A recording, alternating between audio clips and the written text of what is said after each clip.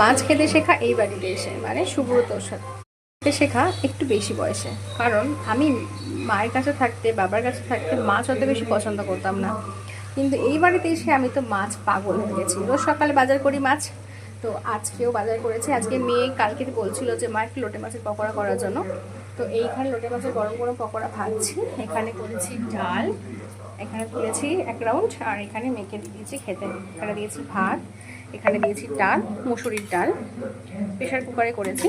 আর এই যে গরম গরম লোটে মাছের পকোড়া, এখানে আগে ম্যারিনেট করে রাখা আছে, এখানে ধোয়া আছে, এখানে কড়াইতে আছে।